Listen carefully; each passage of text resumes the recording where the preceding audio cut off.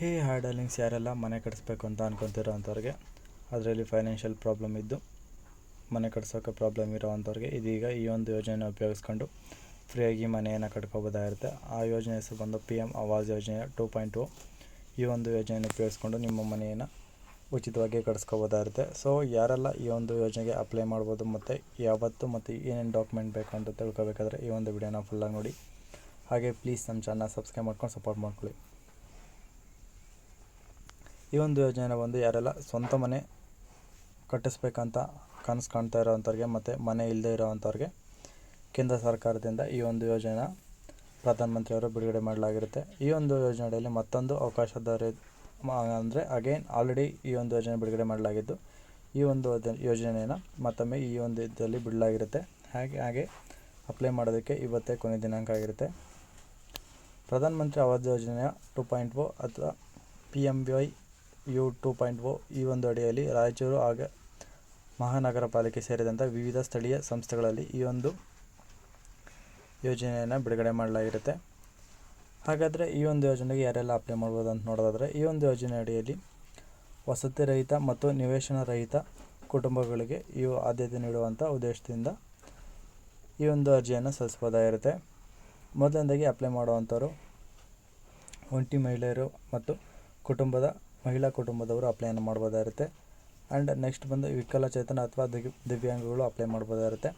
Next ಬಂದು ಹಿರಿಯ ನಾಗರಿಕರು ಮತ್ತು ತೃತೀಯ ಲಿಂಗಿಗಳು ಅಂದರೆ ಟ್ರಾನ್ಸ್ಜೆಂಡರ್ ಯಾರೆಲ್ಲ ಇದ್ದೀರೋ ಅಂಥವ್ರು, ಮತ್ತು SC ST ಹಾಗೆ ಹಿಂದುಳಿದ ವರ್ಗಗಳು ಮತ್ತು ಯಾರೆಲ್ಲ ಅಲ್ಪಸಂಖ್ಯಾತರ ಸಮುದಾಯಕ್ಕೆ ಸೇರ್ತಿರೋ ಅಂಥ ಕ್ಯಾಟಗರಿ ಕೂಡ ಅಪ್ಲೈ ಮಾಡ್ಬೋದಾಗಿರುತ್ತೆ. ಮತ್ತು ಸ್ವಚ್ಛತಾ ಕಾರ್ಮಿಕರು ಕೂಡ ಅಪ್ಲೈ ಮಾಡ್ಬೋದಾಗಿರುತ್ತೆ.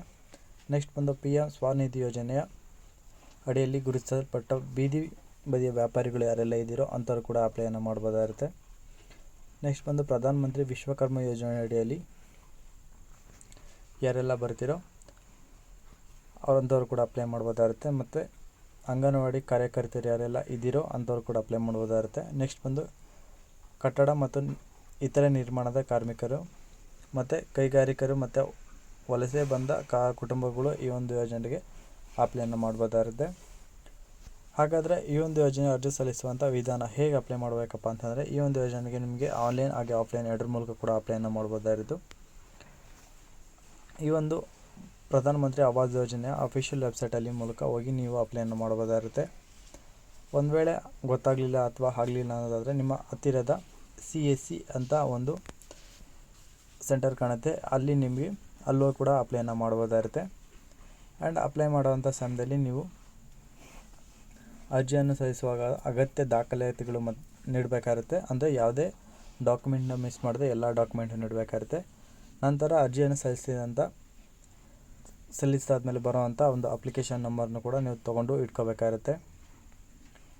ಆ್ಯಂಡ್ ನೆಕ್ಸ್ಟ್ ಬಂದು ಈ ಒಂದು ಯೋಜನೆಗೆ ಬೇಕಾಗುವಂಥ ಡಾಕ್ಯುಮೆಂಟ್ ಯಾವೆಲ್ಲ ಡಾಕ್ಯುಮೆಂಟ್ ಬೇಕಾಗುತ್ತೆ ಅಂತ ನೋಡೋದಾದರೆ, ಅಪ್ಲೈ ಮಾಡಬೇಕಾದ್ರೆ ಮೊದಲನೇದಾಗಿ ಅಪ್ಲೈ ಮಾಡುವಂಥವ್ರದ್ದು ಆಧಾರ್ ಕಾರ್ಡ್, ನೆಕ್ಸ್ಟ್ ಬಂದು ಅವ್ರದ್ದು ರೇಷನ್ ಕಾರ್ಡ್ ಮತ್ತು ಅವ್ರದ್ದು ಕ್ಯಾಸ್ಟ್ ಸರ್ಟಿಫಿಕೇಟ್ ಮತ್ತು ಇನ್ಕಮ್ ಸರ್ಟಿಫಿಕೇಟ್, ಮತ್ತು ಅಪ್ಲೈ ಮಾಡ್ತಿರೋವಂಥ ಅವ್ರ ಹೆಸರಲ್ಲಿ ಇರೋವಂಥ ಬ್ಯಾಂಕ್ ಪಾಸ್ಬುಕ್ ಮತ್ತು ನಿವಾಸನೆ ಸಂಬಂಧಪಟ್ಟ ದಾಖಲಾತಿಗಳು ಅಂದರೆ ಹಕ್ಕುಪತ್ರ ಆಗಿರ್ಬೋದು ಮತ್ತು ಕಾರ್ಯಪತ್ರ ಆಗಿರ್ಬೋದು, ದಾನ ಪತ್ರ ಆಗಿರ್ಬೋದು ಮತ್ತು ಉಡುಗೊರೆ ಪತ್ರ ಆಗಿರ್ಬೋದು, ಅಂದರೆ ಖಾತೆ, ಅಂದರೆ ಒಟ್ಟಿನಲ್ಲಿ ಆ ಒಂದು ನೀವು ಮನೆ ಕಟ್ಟಬೇಕಾಗಿರೋವಂಥ ಆ ಒಂದು ಜಮೀನು ನಿಮ್ಮ ಹೆಸರಲ್ಲಿ ಇರಬೇಕಾಗುತ್ತೆ.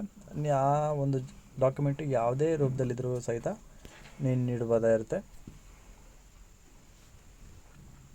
ನಿವಾಸನ ಹೊಂದಿರುವಂಥ ತಮ್ಮ ಜಾಗದಲ್ಲಿ ದಾಖಲಾತಿಗಳು ಸಲ್ಲಿಸಬೇಕಾಗಿರುತ್ತೆ.